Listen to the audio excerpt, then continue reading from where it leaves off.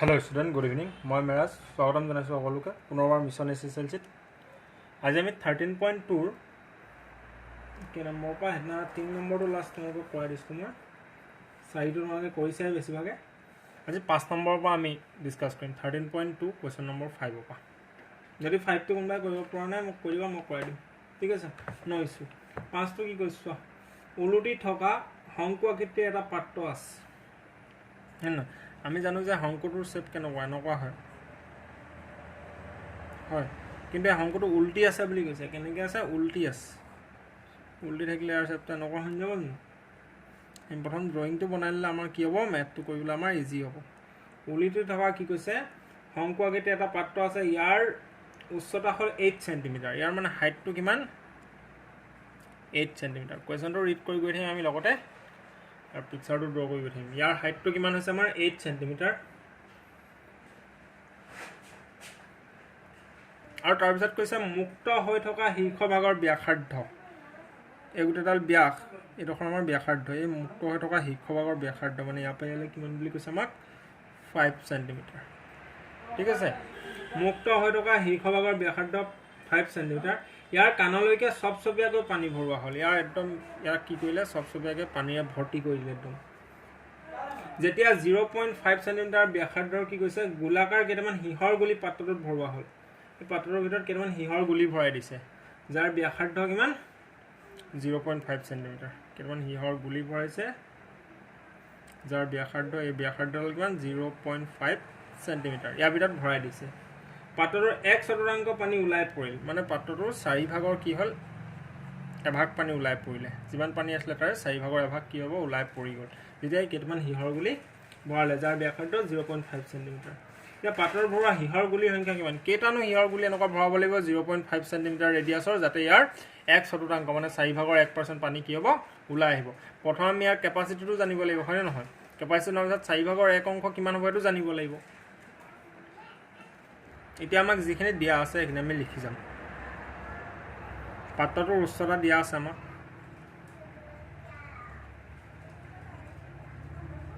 উচ্চতা সমান 8 cm ঠিক আছে উচ্চতা দিয়া আছে শংকুটোৰ ব্যাসাৰ্ধ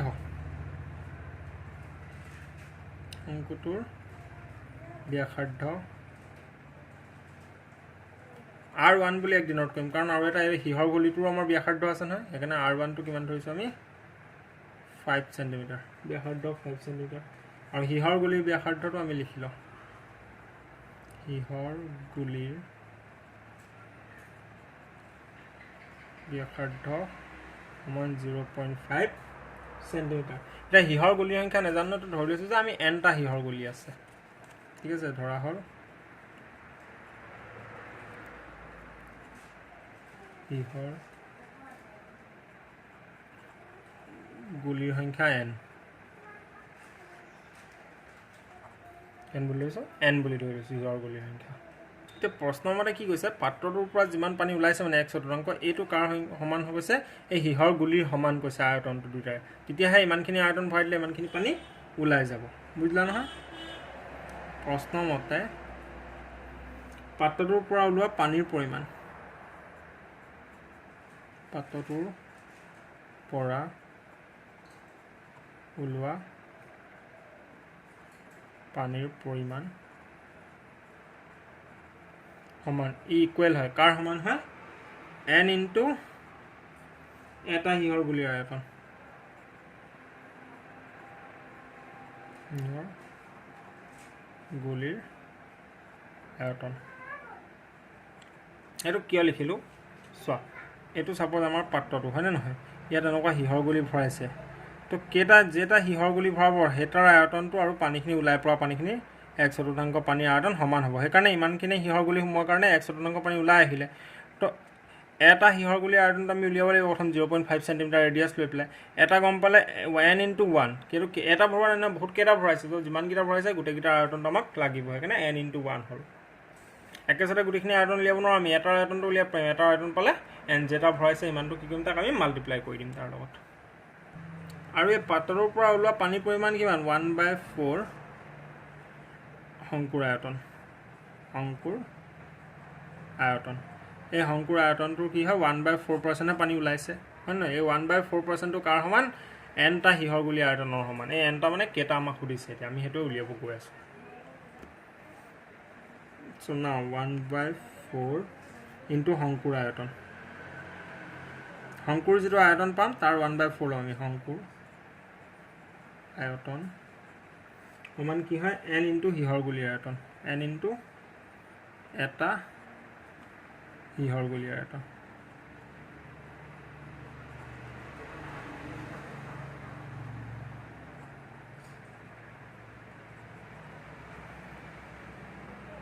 n into এটা হিহৰগুলিৰ আয়তন ঠিক আছে তো শংকুৰ আয়তনৰ ফৰ্মুলা কি 1/3 পাই r স্কয়াৰ h হয় না নহয় এতিয়া আমি ফৰ্মুলা মতে পাতি যাম আৰু ভ্যালুখিনি পাই যাম 1/4 into শংকুৰ আয়তনৰ ফৰ্মুলা কিমান আমাৰ 1/3 পাই r স্কয়াৰ h 1/3 পাই r স্কয়াৰ h আৰু এটো n into হিহৰগুলি আয়তন গোলাকাৰ বুলি কৈছ না তো গোলকৰ আয়তনটো কি হয় আমাৰ গোলাকাৰ বস্তু আয়তনটো 4/3 পাই r কিউব আৰু এটো r2 আমাৰ এটো r1 দুটা r আছিল না এটা r1 এটা r2 এতিয়া এখিনিত আমি বহুত স্মাৰ্টলি খেলিবলৈ গৈ আছো হা ইফালে আছে চোৱা সমান চিনৰ ইফালে যেটা সেম সাইনত যেটা পাই থাকে এটো প্লাছত আছে এটো প্লাছত হয় নহয় পাই পাই আমাৰ কটাকটি গৈ আছে এই টিটোত কি আছে ডিভাইড আছে ইফালে গলে পূৰণ হ'ব মানে ওপৰত আহিব মানে 3 কি হৈছে আমাৰ কটাকটি গৈ আছে দেখিলা এই সাইডে ধৰণ আছে ইফালে গলে কি হ'ব পূৰণ হৈ যাব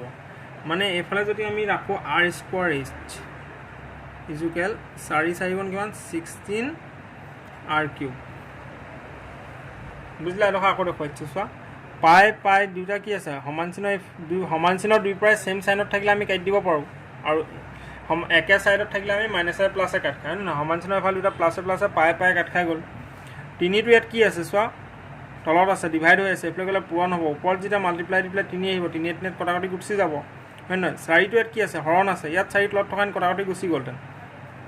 চাৰিটো এফালে গলে পূৰণ হ'ব 4 4 গুণ 16 16 কি হ'ব r কিউব আৰু এফালে থাকিলে r স্কয়াৰ h আৰু ইনটু n n টু লাষ্টলৈ ফাৰ্স্ট লিখিলো n টু ইয়াত লগত আছে এতিয়া লগত n এটা আছে r square h r two কিমান আমাৰ 5 আছিল হয়নে নহয় 5 square into h 8 equal 16 into 0.5 r cube মানে কিমান 0.5 কিউব into n 5 5 গুণ 25 8 25 কিমান আমাৰ 5 5 গুণ 25 8 25 আমাৰ 200 equal n into n two যদি আগল লৈ আমি n into 16 into 5 5 গুণ 25 5 5 গুণ 125 125 পইণ্ট আছে তিনিবাৰ পূৰণ হলে তিনিটা আগত পইণ্ট আহিব মানে 0.125 আপোনালোকে কৈ চাব 0.125 ওলাব এতিয়া আমি কি কৰিব লাগে 16 into 125 ক পূৰণ কৰিব লাগে 125 into 16 মানে 125 into 10 আৰু 125 into 6 এটো ইয়াৰ সংক্ষিপ্ত ৰূপ নহয় ন এতিয়া 125 into 10 কৰিম কি হৈ যাব আমাৰ জাস্ট 0 এটা আত বাঢ়ি যাব মানে 1250 হৈ যাব লগ কৰিলে আৰু 6 কৰিলে 6 5 গুণ কিমান 30 ৰ 0 কৰিলে 3 6 গুণ 12 12 3 15 5 কৰিলে 1 6 গুণ 6 6 কে 7 0 5 5 10 0 কৰিলে 1 7 2 9 9 কে 10 0 কৰিলে 1 1 2 লাষ্টৰ পৰা তিনটা আগত কি আছিল সব পইণ্ট তিনটা আগত পইণ্ট পাইলে 2 পালো 16 into 1.125 কৰিলে কিমান পাম আমি 2 n into n হ'ব ইকুয়াল 2 f plus 200 ঠিক আছে এবোৰ অলপ আমাৰ স্মাৰ্ট ট্ৰিক হয় চোৱা 0.125 into 16 নকৰি যদি 10 আৰু 6 ভাগ কৰি দিও যিকোনো নম্বৰত 10 পূৰণ কৰিলে কি হয় লাষ্টৰ 0 এটা আৰু বাঢ়ি যায় আৰু 0.125 into 6 কৰিলে কিমান পালো 750 গুটেখিনি যোগ কৰিলো 2000 হল লাষ্টৰ পৰা তিনটা আগত পইণ্ট আছিল তিনটা আগত পইণ্ট দিলে কি হল মানে 2 পালো আমি তো n into 2 এই 2 টো কি n into 2 মানে 2n 2 টো এফালে আহিলে কি যাব ডিভাইড হৈ যাব মানে 200 divided by 2 is equal n হয় নহয় 2 এ 2 গুণ 1 100 n is equal 100 this is our required answer আমাক কি দিছিলে কেটা হিহৰ বুলি সোমাব লাগিব 100টা এভাৰ 1 চতুৰ্থাংশ পানী উলিয়াই পঠিয়াবৰ কাৰণে 100টা 0.5 সেন্টিমিটাৰ আয়তনৰ কি ভৰাব লাগিব গোল আকৃতিৰ হিহৰ গুলি ভৰাব লাগিব তেতিয়া কি হ'ব 1 চতুৰ্থাংশ পানী ওলাই আহিব কোৱেশ্চন এটা ফিনিশ অফ বুজাত যদি অসুবিধা হয় মোক পাৰ্সোনালি সুধিব এতিয়া আমি যাওঁ 6 নম্বৰ কোৱেশ্চনটো এটো পিছত যোনটো ভৰ লাভ ভৰটো গ্ৰামলৈ নিব লাগে এটো কাৰণে কৰাই দিছো মই ঠিক আছে এটা গোটা লোহাৰ খুঁটা 220 সেন্টিমিটাৰ উচ্চতা আৰু 24 সেন্টিমিটাৰ ভূমি ব্যাস বিশিষ্ট বেলনৰ গঠন ঠিক আছে এইটো সাপোজ এটা বেলন আকৃতি এটা খুঁটা বেলন ঠিক আছে যাৰ হাইটটো কিমান দিয়া আছে আমাক 220 সেন্টিমিটাৰ দিয়া আছে আৰু 24 সেন্টিমিটাৰ ভূমি ব্যাস বিশিষ্ট এই তলৰ ইয়াৰ ব্যাসটো কিমান 24 সেন্টিমিটাৰ এটাকে ব্যাসাৰ্ধ কিমান হ'ব 12 হ'ব হয় নহয় ব্যাসৰ আধা ব্যাসাৰ্ধ নহয় জানো যাৰ ওপৰ ভাগ আকৌ 60 সেন্টিমিটাৰ উচ্চতা আৰু 8 সেন্টিমিটাৰ ব্যাসযুক্ত আন এটা বেলনৰ আবৃত্তি ইয়াৰ ওপৰত আৰু এটা বেলন আছে দুটা বেলন যাৰ এডোখৰ হাইট কিমান দিয়া আছে আমাক 60 সেন্টিমিটাৰ আৰু ব্যাসটো দিয়া আছে 8 সেন্টিমিটাৰ ঠিক আছে কোৱা বুজাত অসুবিধা হৈছে নাই হোৱা এতিয়া ডাঙৰ বেলনটোৰ ব্যাসাৰ্ধ এটো যোনটো ডাঙৰটো ডাঙৰ বেলনটোৰ এটা হোমৱৰ্ক দিম বুলি আহিছোঁ দেখিলো অকণ টান হৈছে কৰাই দিছোঁ তোমালোকক ডাঙৰ বেলনটোৰ ব্যাসাৰ্ধ সমান কিমান আমাৰ 24 ডিভাইডেড বাই 2 সমান 12 ঠিক আছে ব্যাস দিয়া আছে আৰু সৰু বেলনটোৰ ব্যাসাৰ্ধ লিখিবা কিমান 8 ডিভাইডেড বাই 2 মানে 4 ঠিক আছে ব্যাসাৰ্ধ গিটা দুটা আমি উলিয়াই লম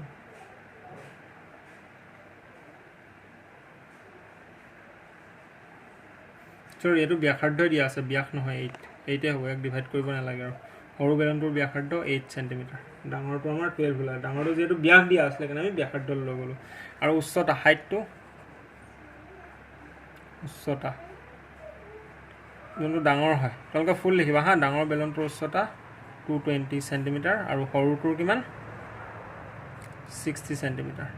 r আৰু h গিটা পালো আৰু ডাঙৰটোৰ ক্ষেত্ৰত r হৈছে 12 h 220 সৰুটোৰ ক্ষেত্ৰত r 8 h 60 ঠিক আছে এতিয়া খুঁটাটোৰ আয়তন লিয়াবলৈ কি কৈছো আনটা বেলনৰ আবৃত্ত কৰি খুঁটাটোৰ ভৰ নিৰ্ণয় কৰা দিয়া যে 1 ঘন সেন্টিমিটাৰ লুৰ ভৰ প্ৰায় 8 গ্ৰাম 1 ঘন সেন্টিমিটাৰৰ ভৰ কিমান 8 গ্ৰাম বুলি দিয়া আছে মানে আমি ইয়াত কি কৰিব লাগিব ইয়াত আয়তনটো উলিয়াব লাগিব খুঁটাটো দুইটা খুঁটাৰ আয়তনটো উলিয়াই পেলাই যেটো আয়তন পাম আয়তনটো আমি সেন্টিমিটাৰত পাম সেই তাৰ লগত কি কৰিব লাগিব 8 ইনটু কৰি দিব লাগিব যেটো 1 ঘন সেন্টিমিটাৰৰ ভৰ 8 গ্ৰাম বুলি দিয়া আছে নাও খুঁটাটোৰ আয়তন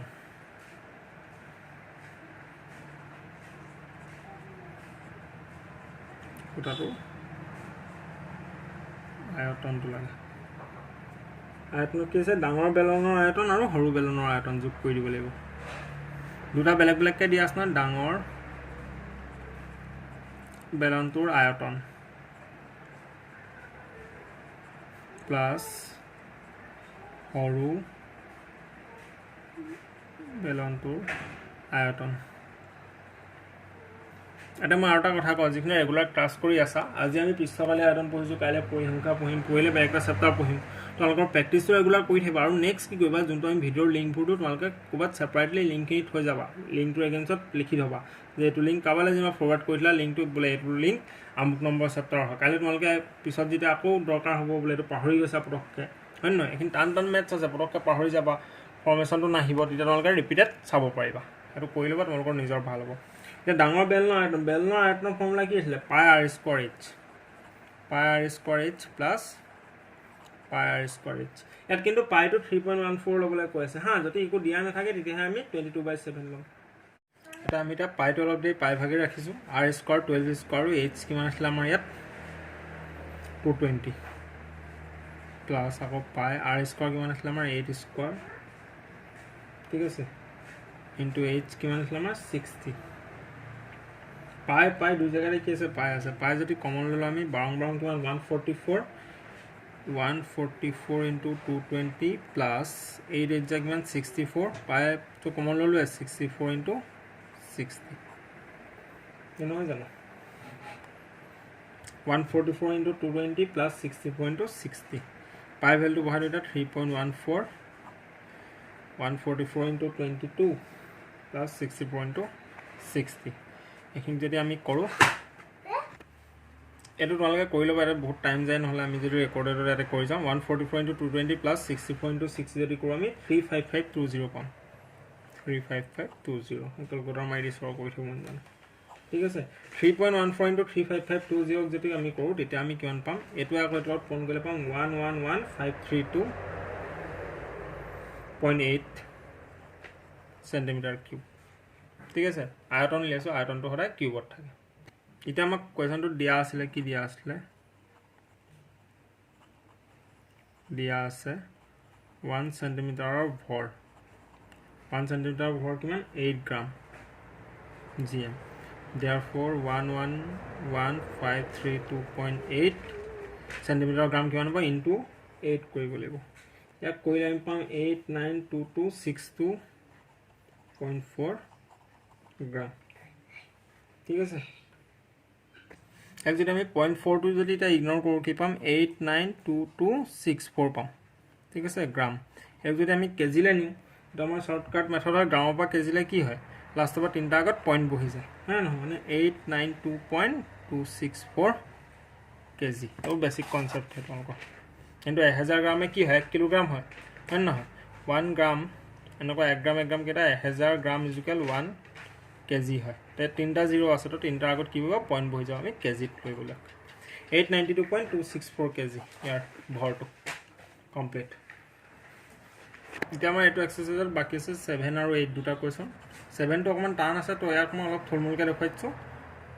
মই জাষ্ট পিকচাৰটো ড্ৰ কৰি বুজাই দিম তোমালোকে কৰিবা আৰু 8 টো নিজৰ ফলবা কৰিবা তোমালোকে ঠিক আছে 7 ৰ সলিউশন কুৱেশ্যন নম্বৰ 7 টো কি দিছে চাওঁচোন জানো ইয়াত কুৱেশ্যনটোত কৈছে এটা 60 সেন্টিমিটাৰ ব্যাস বিশিষ্ট অৰ্ধগোলক ঠিক আছে এইটো আমাৰ এটা অৰ্ধগোলক 60 সেন্টিমিটাৰ ব্যাসাৰ্ধ ঠিক আছে ইয়াৰ পৰা কিমান আছে আমাৰ 60 আছে ঠিক আছে এটা 60 সেন্টিমিটাৰ ব্যাসাৰ্ধ আমাৰ অৰ্ধগোলক বুলি কৈছে সাপোজ ওপৰত এটা 120 সেন্টিমিটাৰ ওখ আৰু 60 সেন্টিমিটাৰ ভূমি বিশিষ্ট লম্বীয় বৃত্তাকাৰ শংকু থিয় হৈ আছে ঠিক আছে ইয়াৰ ওপৰত আকৌ এটা শংকু আছে এই অৰ্ধগোলকটোৰ ওপৰত এটা শংকু আছে আমাৰ ঠিক আছে এই শংকুটোত কি কৈছে 120 সেন্টিমিটাৰ ওখ এই শংকুটোৰ হাইট কিমান হ'ব আমাৰ 120 সেন্টিমিটাৰ আৰু এডখৰ ৰেডিয়াছডাল যদি এফ্লো 60 হয় এফ্লো গোলকৰ ক্ষেত্ৰত চবফালে 60 হয় মানে এডখৰ হাইট হ'ব আমাৰ 60 সেন্টিমিটাৰ ইয়াৰ পৰা ইয়ালৈকে হাইট 60 ইয়াৰ পৰা ইয়ালে 120 বুলি দিয়া আছে ঠিক আছে আৰু 60 সেন্টিমিটাৰ ভূমি ব্যাসাৰ্ধ বিশিষ্ট ইয়াৰ ব্যাসাৰ্ধটো কিমান আমাৰ এডখৰ পৰা এডখৰলৈ কিমান 60 বুলি দিয়া আছে 60 সেন্টিমিটাৰ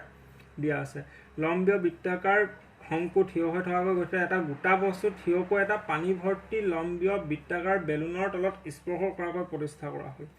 আৰু এইটো কি কৰিলে এটা বেলুনৰ ভিতৰত ভৰাই দিলে গোটেই পাত্ৰটো এটা বেলুনৰ ভিতৰত বেলুনত থকা অৱশিষ্ট পানী আয়তন নিৰ্ণয় কৰিবলৈকে যদি বেলুনৰ ব্যাসাৰ্ধ 60 আৰু এই বেলুনটোৰ ব্যাসাৰ্ধ এডখৰো 60 এডখৰো 60 বুলি দিয়া আছে আৰু উচ্চতাটো 180 মানে এটা সোয়া 60 আৰু 120 মানে এফলে 120 এই দুটা যিমানটো আছে না সমান সাইজৰে কি আছে এটা বেলুনৰ ভিতৰত এটা ভৰাই দিলে মানে এডখৰলৈকে এতিয়া বেলুনত থকা অৱশিষ্ট পানী আয়তন নিৰ্ণয় কৰিলে এইটা ভৰাই দিয়াৰ পিছত এই সাইডবোৰটো পানী সোমাব এইবোৰ যোনবোৰ সাইডবোৰ জায়গা আছে এই জায়গাখিনিত কিমান পানী থাকে আছে এই অৱশিষ্ট পানী আয়তনটো ফাৰ্স্ট কথা ইয়াত অৰ্ধগোলকৰ ৰেডিয়াস গোলকৰ r ৰেডিয়াস অৰ্ধগোলক কিমান 60 সমান কাৰ সমান শংকুৰ ৰেডিয়াস শংকুৰ r টো কি হয় এটো শংকুটো নহয় যেটো ৰেডিয়াস 60 দিয়া আছে সমান বেলুনৰ ব্যাসাৰ্ধ বা বেলুনৰ ৰেডিয়াস r বেলুনৰ r কিমান গুটেকিটা সমান হয় আৰু ইকুৱেল কিমান 60 এটো 60 এটো 60 এটো 60 গুটেকিটা 60 বুলি দিয়া আছে বেলুনৰ উচ্চতা কিমান দিয়া আছে আমাক উচ্চতা সমান 180 সেন্টিমিটাৰ শংকুটোৰ উচ্চতা কিমান দিয়া আছে আমাক এই শংকুটোৰ উচ্চতা দিয়া আছে আমাক 120 শংকুৰ উচ্চতা সমান কিমান 120 সেন্টিমিটাৰ ঠিক আছে আৰু এই অৰ্ধগোলকটো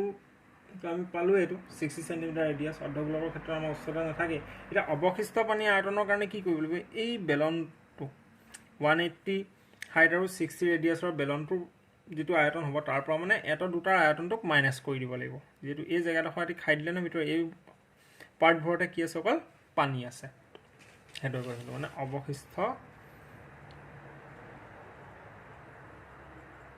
অৱশিষ্ট কি লাগে আমাক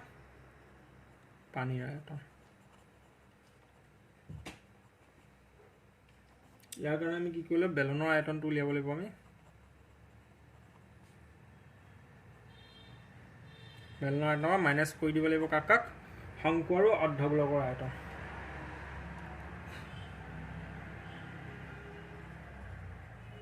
অৰ্ধগোলকৰ আয়তন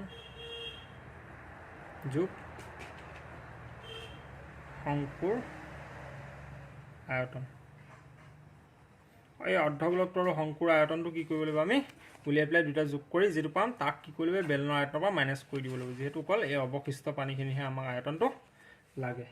ঠিক আছে ফৰ্মুলা কেইটা লিখাই দিছোঁ মই অলৰেডি দিছোঁ গ্ৰুপত তোমালোকক এতিয়াও লিখাই দিছোঁ আকৌ বেলনৰ আয়তনৰ আমাৰ ফৰ্মুলা কি আছিলে পাই আৰ স্কোৱাৰ এইচ মাইনাছ অৰ্ধগোলক কি আমাৰ 2/3 পাই আৰ স্কোৱাৰ প্লাছ শংকুৰ আয়তনৰ ফৰ্মুলা কি 1/3 পাই আৰ স্কোৱাৰ এইচ ঠিক আছে মান ভ্যালুখিনিও দি দিলোঁ জাষ্ট ফৰ্মুলা মতে বহাই এই দুটা উলিয়াই পেলাই প্লাছ কৰি ইয়াৰ যিটো পাব বেলনৰ আয়তন তাৰপৰা মাইনাছ কৰি দিব লাগে সেইটো আমাৰ ৰিকোৱাৰ্ড আনচাৰ এইটো আশা কৰোঁ সকলোৱে কৰি ল'বা তাৰপিছত 8 নম্বৰটো ট্ৰাই কৰিবা তোমালোকে আজিলৈ সামৰিছোঁ মানে লগ পাম পুনৰ নেক্সট ক্লাছত আৰু নেক্সট ক্লাছত আমি ষ্টাৰ্ট কৰিম 13.3 ঠিক আছে বাই বাই গাইজ